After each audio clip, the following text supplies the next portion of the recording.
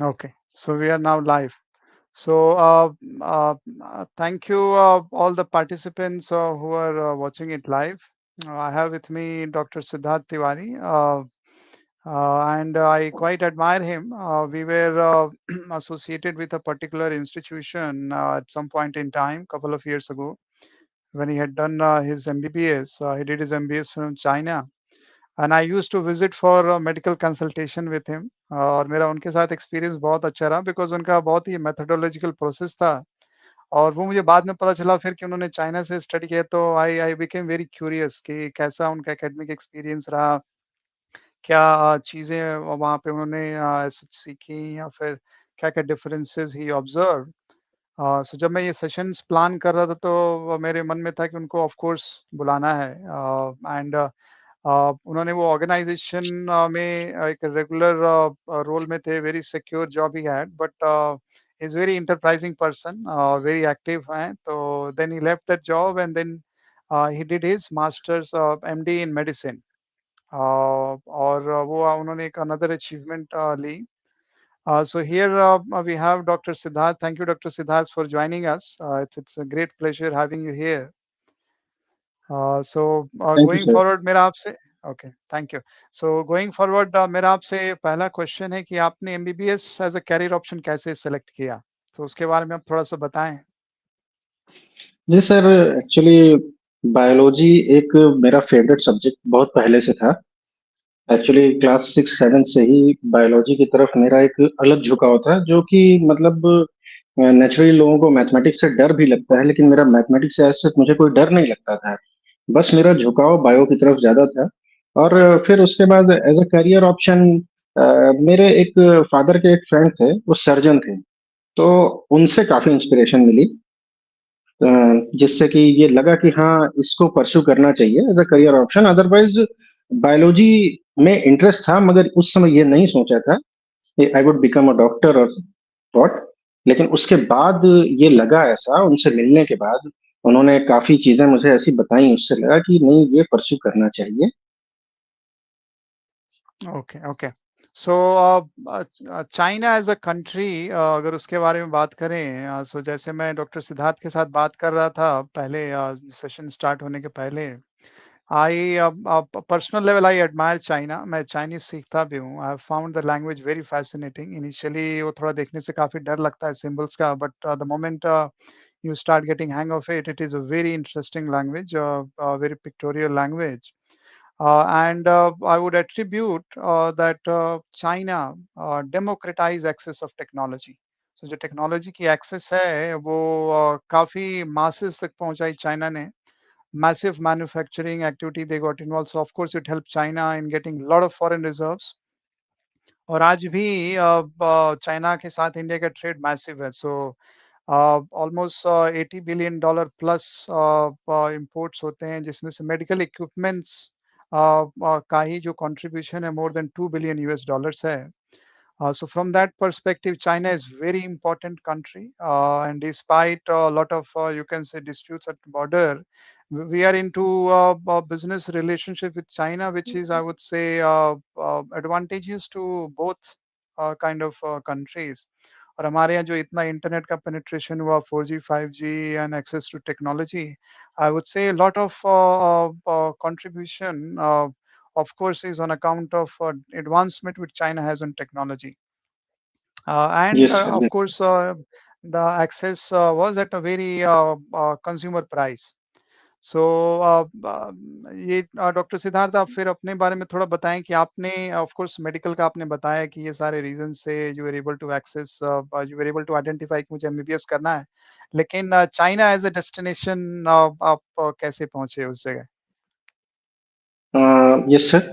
China उस समय, ये बात है 2004 की, उस समय पहली बार ये अपॉर्चुनिटी आई कि आप चाइना में भी जाकर पढ़ाई कर सकते हैं। उससे पहले केवल रशिया एक ऐसा डेस्टिनेशन था जहाँ पे एमबीबीएस की पढ़ाई के लिए बच्चे जाया करते थे।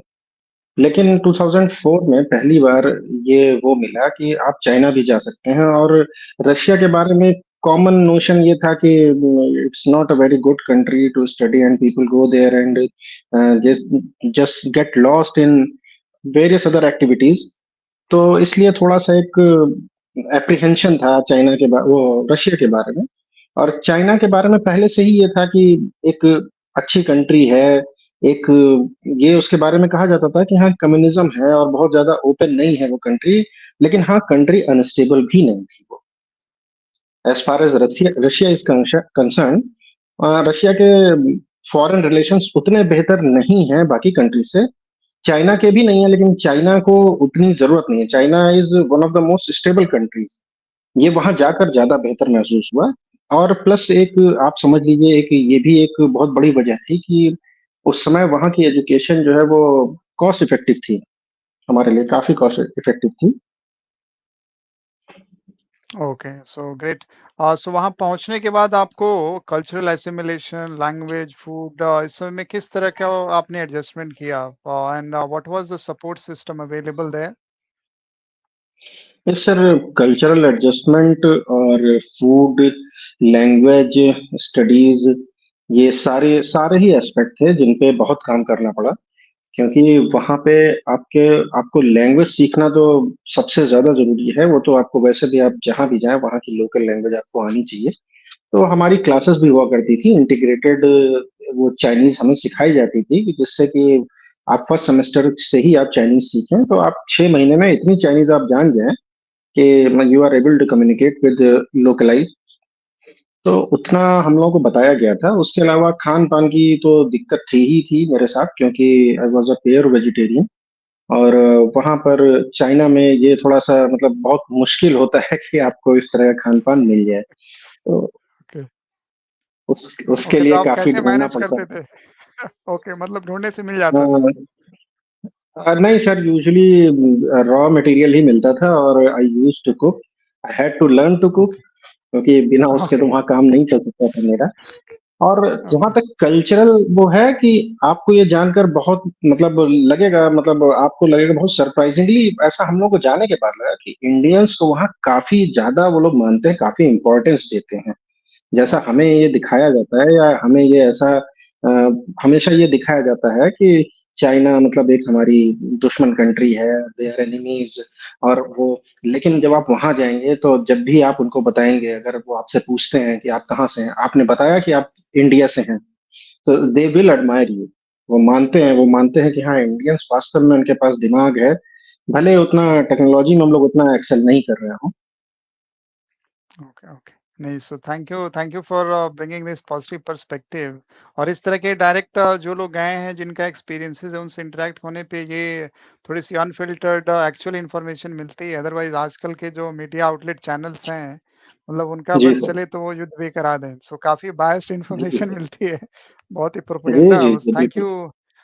Thank you for sharing this. अब सो आपको आप एक चीज़ और बताना चाहते हैं कि इवन अगर आप ये बता देंगे कि आप पाकिस्तान से हैं, तो ओके, उसको वो इंडिया से ज़्यादा वो नहीं देते हैं। अगर आप बता देंगे कि आप इंडिया से हैं, तो आपको ज़्यादा वहाँ इम्पोर्टेंस मिलेगी। और पाकिस्तान उतना वो नहीं है, जितना हम लोग सोचते हैं कि पाकिस्तान चाइना के रिलेशंस ऐसे हैं, मगर अगर ओके। आप अंदर जाके देखेंगे, तो वो ऐसा नहीं है। Okay.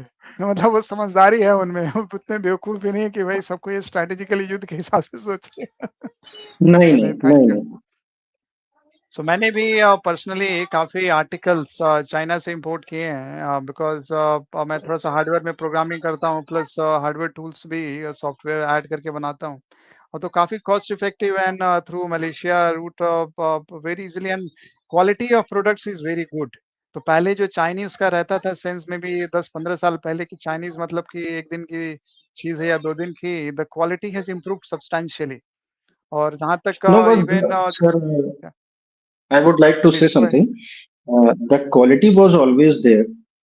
When I okay, went there, when I bought things, I came to know कि जो बाहर चीजें उनके यहाँ से जा रही हैं, जो चीजें वो बाहर भेज रहे हैं, जो एक्सपोर्ट कर रहे हैं, उनकी क्वालिटी और उनके खुद की क्वालिटी, खासकर जो थर्ड वर्ल्ड कंट्रीज को वो दे रहे हैं सामान, उस सामान की क्वालिटी हो सकता है कि आपको कुछ खराब लगे। अदरवाइज अगर आप वहां रहेंगे, उनके खुद के जो भी प्रोडक्ट्स बन रहे हैं अपने लोगों के यूज करने के लिए, वो बहुत ही अच्छी क्वालिटी के होते थे। काफ़ी टाइम्स मेरे पास से काफ़ी सारी चीज़ें मैंने ली, जो अभी भी मेरे पास वैसी की वैसी रखी हैं, उनमें कोई खराबी नहीं है। वाह! सो दैट इज़ मतलब कि ऑलमोस्ट 10 साल से ऊपर हो गए होंगे लगभग। सर 10 नहीं, अब तो हो गए मेरे ख्याल से 2010 में वापस आए, आने के बाद से 13-14 साल होने जा रहे हैं। ओके, तो स्टिल मतलब वो दैट शोकेसेस कि मतलब क्वालिटी एलिमेंट जैसा आपने कहा कि ऑलवेज देयर। बस yes may sir. Be great. Okay, okay. So अगर आप मेडिकल जो एजुकेशन सिस्टम है टीचिंग का जो मेथोडोलॉजी है उसको अगर आप थोड़ा बहुत अगर कंपेयर करें इंडिया विज़ चाइना सो क्या मतलब आपको डिफरेंसेस थोड़े बहुत ऑब्जर्व किया आपने? और लेबोरेटरी से सर भी रिलेटेड अगर कुछ डिफरेंसेस, बता सकें? जी सर, बिल्कुल सर। डिफरेंसेस सर काफी थे। पहली बात तो कि क्लास में जो स्ट्रेंथ हुआ करती थी हम लोग, वो बहुत ज्यादा स्ट्रेंथ नहीं हुआ करती थी। मेरे ओके, साथ काफी सारे बच्चे थे, श्रीलंका के, पाकिस्तान के, कुछ जो है यूरोपियन कंट्रीज के थे, आपके नेपाल के काफी बच्चे थे। तो मतलब उसके बाद भी जो है क्लास की स्ट्रेंथ कभी भी 30 से ऊपर नहीं होती थी, जिससे कि हर बच्चे पे वाह! कंसंट्रेट किया जा सके इक्वली। वेरएज़ इन ओके, इंडिया अभी भी आप देखेंगे कि काफी एमबीबीएस में काफी स्ट्रेंथ होती है, और उतना ध्यान नहीं दे पाते हैं जितना ध्यान वहां दिया जाता था। और हम लोगों के फर्स्ट सेमेस्टर में उस टाइम फिजिक्स, केमिस्ट्री, मैथमेटिक्स, वो सारी चीजें हमें पढ़ाई गई फिर से वापस फर्स्ट सेमेस्टर में, ओके, कि बस वो देखने के लिए कि हाँ आपको सारी चीजें आती हैं, क्योंकि आगे चीजों की जरूरत पड़ती है।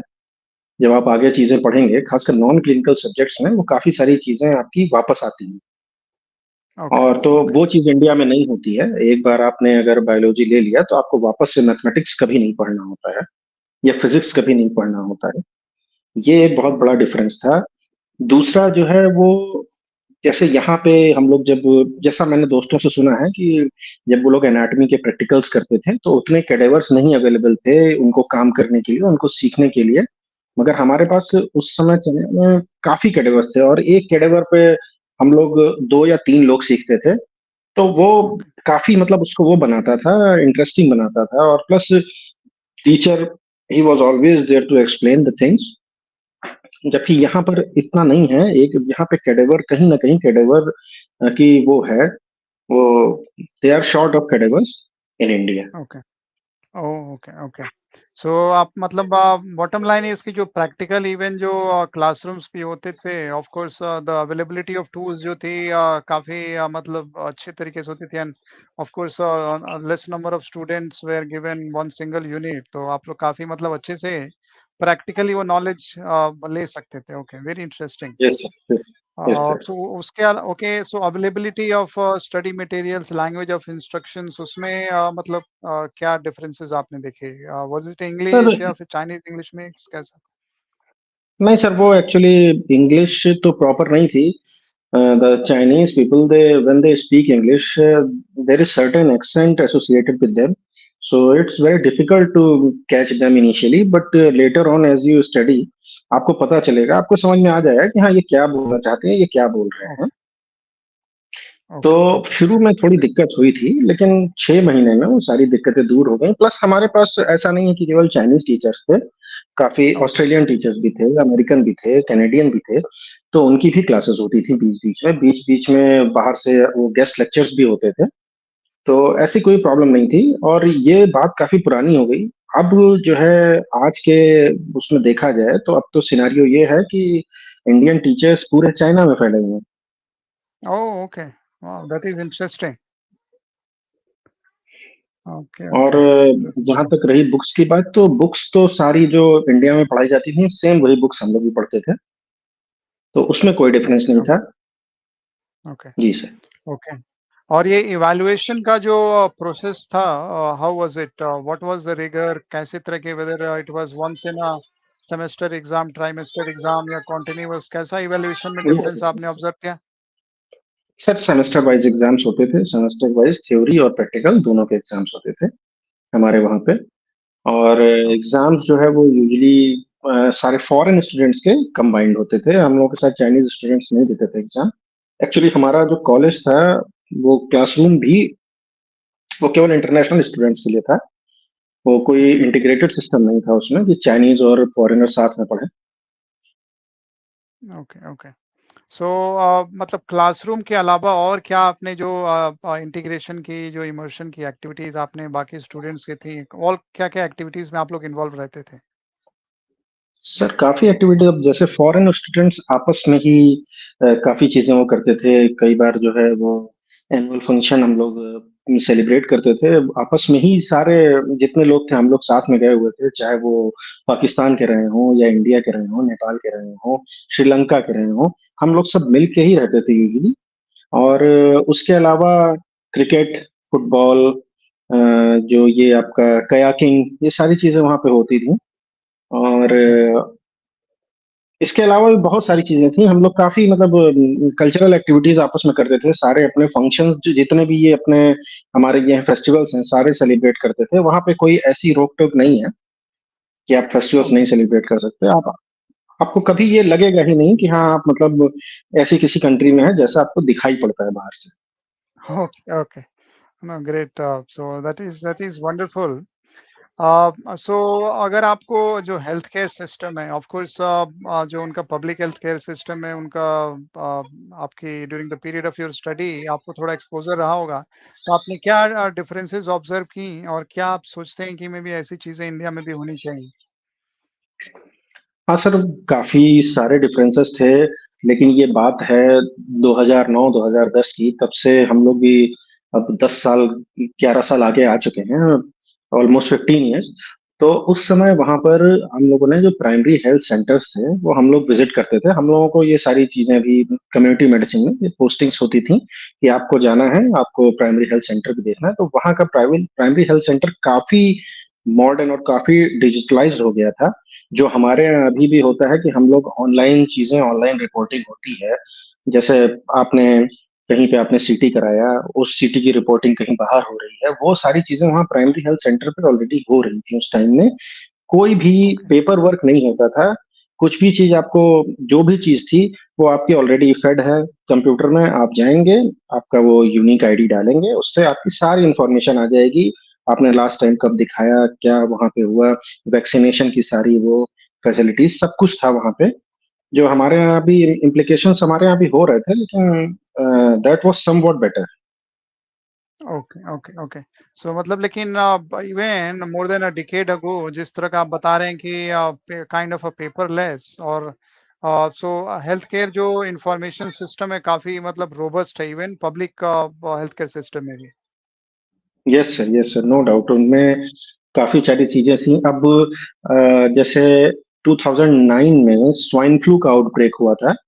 उस ओके। टाइम चाइना से ही आउटब्रेक हुआ था स्वाइन फ्लू का। तो उस टाइम हम लोग फॉरेन स्टूडेंट्स जितने भी थे, उसमें हम लोग इंटर्नशिप कर रहे थे। तो ओके। जैसे ही उस हॉस्पिटल में ये बात आई कि यहाँ पे पेशेंट्स आए हुए हैं स्वाइन फ्लू के, तो सबसे पहले हमारे उन्होंने इंटरेस्ट के लिए सारे फॉरेनर्स की ड्यूटी वहां से हटा दी।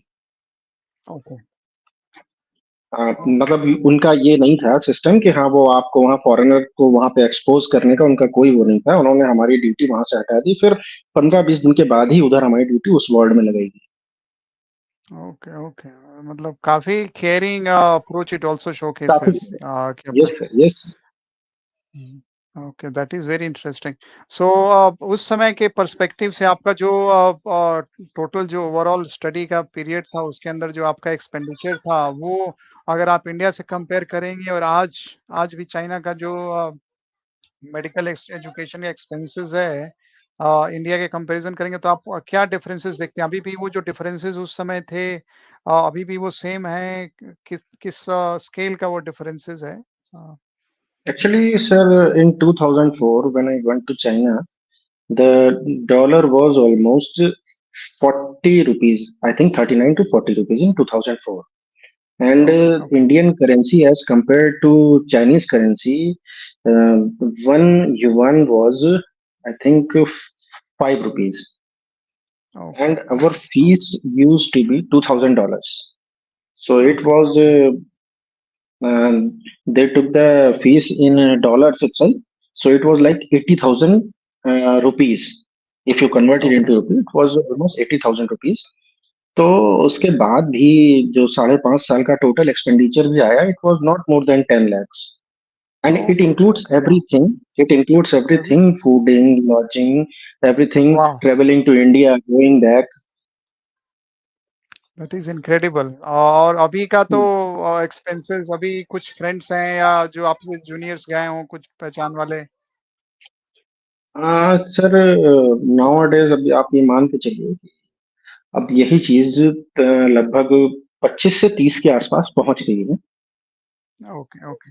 बट फिर भी इंडिया में almost I was just talking to accountant who works in a private hospital, नहीं डीम्ड यूनिवर्सिटी हॉस्पिटल, वो बोला था कि 1 सवा करोड़ तो ऐसे ही लग जाते हैं।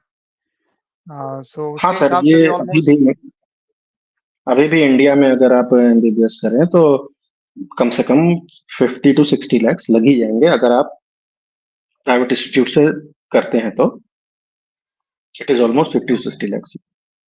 ओके, बस वो लेकिन वो केवल फीस है, ऑफ कोर्स बोर्डिंग लॉजिंग का अलग से cost. Yes sir, yes sir, yes sir. Okay. So अभी भी मतलब कि काफ़ी कॉम्पिटिटिव है चाइना, ऑफ कोर्स एक थोड़ा-सा हमारा जो डॉलर के अगेंस्ट हमारा डेप्रिसिएशन है, उससे थोड़ी-सी हमारी हालत खराब हो गई, but anyway still even at 80, 82, 85 it is still very competitive. और आप जैसा बता रहे हैं यस। कि चाइना में काफ़ी इंडियन टीचर्स आ गए हैं, तो अभी मतलब कि एटलीस्ट सिचुएशन और थोड़ी-सी सीखने की, लर्निंग की अपॉर्च्युनिटी तो और अच्छे से हो गई होगी। और बढ़िया हो गई है, और काफी जो एग्जाम होता है यहाँ पे, जो फॉरेन मेडिकल ग्रेजुएट एग्जामिनेशन एक होता है, लाइसेंस एग्जामिनेशन, जो बाहर से जो भी बच्चे पढ़ के आते हैं उन्हें वो देना पड़ता है एग्जाम, साल में 2 बार शायद अभी होता है वो एग्जाम। तो उसकी प्रिपरेशन के लिए इंडियन टीचर्स प्लस वहाँ पे जो भी इंडिया में जो भी कोचिंग्स हैं, वो सारे कोचिंग सेंटर्स ने अपनी अपनी वहाँ पे एक एक ब्रांच डाल रखी है, बच्चे वहाँ पे पढ़ रहे हैं। तो ये सारी चीजें उस टाइम नहीं थी, मेरे टाइम में ये सारी चीजें अवेलेबल नहीं थी वहाँ पे। लेकिन धीरे धीरे, चूंकि चाइना में काफी मतलब फुटफॉल रहा अपने यहाँ के बच्चों का, तो काफी अब तो मतलब सारी फैसिलिटीज आ गई हैं। हमारे टाइम में जब हम लोग गए तो उस टाइम कोई इंडियन मेस नहीं हुआ करती थी। इस टाइम में सारी यूनिवर्सिटीज में इंडियन मेस आ चुकी है, खाने की कोई दिक्कत नहीं है। तो ये सारी वाह! चीजें हम लोग को झेलनी पड़ी, लेकिन अब सिचुएशन बहुत बेहतर है। वाह! सो ये सभी सुन कर के तो काफ़ी मतलब it is situation is very encouraging. So okay, so एक जैसे आपने बताया कि ये जो एग्ज़िट एग्ज़ाम है अभी जो पहले मेडिकल काउंसिल थी उसके हिसाब से अभी एक national medical council has been replaced और एक सारे एमबीबीएस एग्ज़ाम का अभी एक नेशनल एग्ज़िट एग्ज़ाम कर दिया है। Just give me a yes moment sir. Please, just give me a moment. I think some network issues, 1 minute.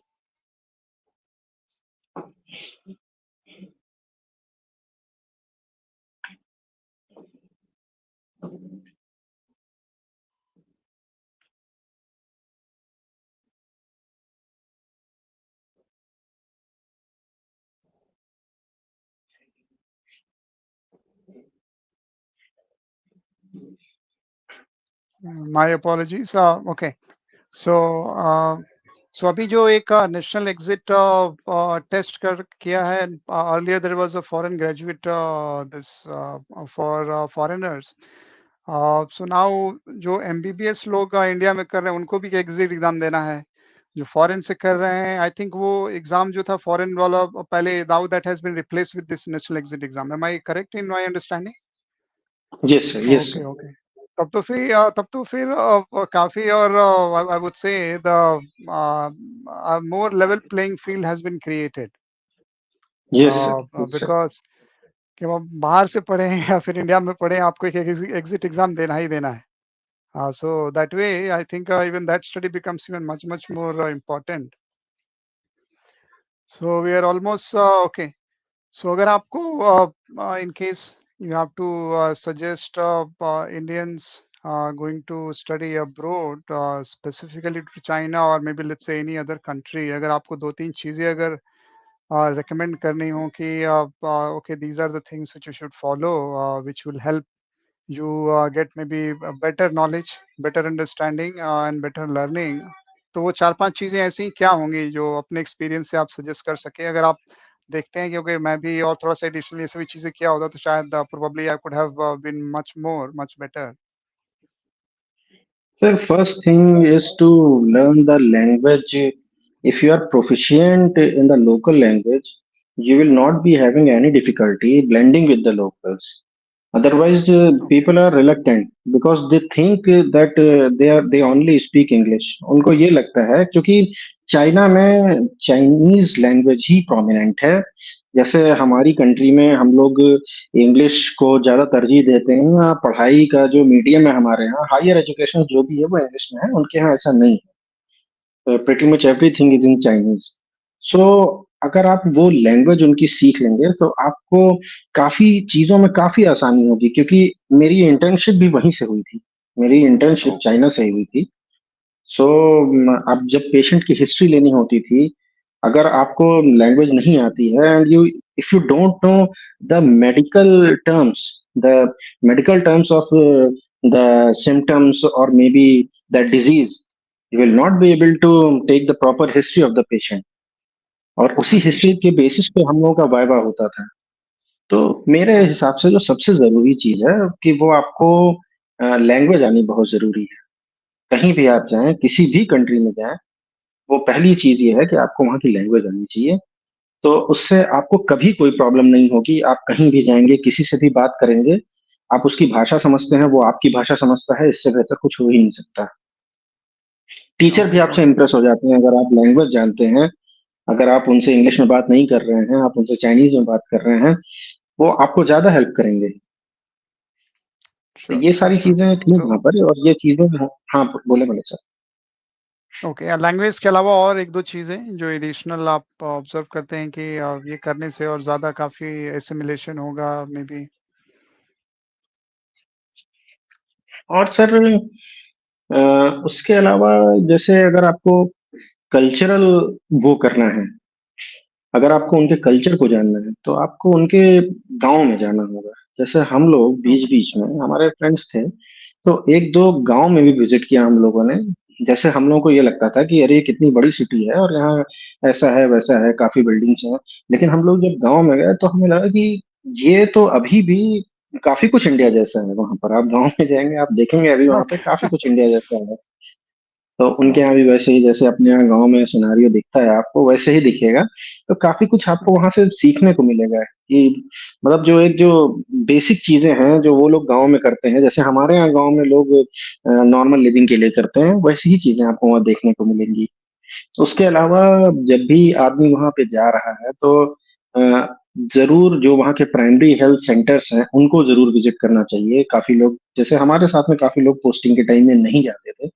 Primary health centre में जब आप विजिट करेंगे तो आपको वहां से काफी चीजें देखने को मिलेंगी कि जो अपने यहाँ इम्प्लीमेंट अभी भी नहीं हो पाई हैं, चीजें वहां पे पहले से चल रही हैं। वो चीजें आप देखेंगे तभी आपको समझ में आएगा कि ये सारी चीजें आपकी कंट्री में भी होनी चाहिए। फिर ओके, आपको ओके, जो उनके कल्चरल इवेंट्स होते हैं उनमें, जैसे मेरा एक सिंगिंग का टैलेंट हुआ करता था, तो कभी ओके, कभार जो है वो जो कल्चरल इवेंट्स होते थे उनमें पार्टिसिपेट, मतलब वो हम कर लिया करते थे। इवन अगर कोई चाइनीज फ्रेंड्स भी, उनके यहाँ कभी कभी कुछ एक गाने हैं जो उनको, इंडियन सॉन्ग जो उनको बॉलीवुड के काफी पसंद है, तो उनके साथ कभी वाह! कभार वो होती थी। बच्चों के साथ बैठते थे हम लोग, तो काफी अच्छा वो रहता है। मतलब मेरा लेकिन ये कहने का मतलब है कि अगर आप ब्लेंड करना चाहते हैं, अगर आप चाहते हैं कि लोग आपसे बात करें, तो आपको लैंग्वेज आनी बहुत जरूरी है। अदरवाइज वो आपसे बात नहीं करेंगे केवल इस डर से क्योंकि वो इंग्लिश नहीं बोल पाते। Agreed, agreed. वो हिचकिचाहट, हेजिटेशन रहेगी, ऐसा नहीं कि मतलब they have some negative perception. No no okay, no no, thank you not for at all. Agreed, agreed. Okay, so आपने अपना फिर एमडी मेडिसिन किया, सो अभी आपका as far as your future goal is concern, what what do you intend to do? और आप अभी शायद प्राइवेट प्रैक्टिस कर रहे हैं या फिर कैसा आपका प्लान है फ्यूचर का?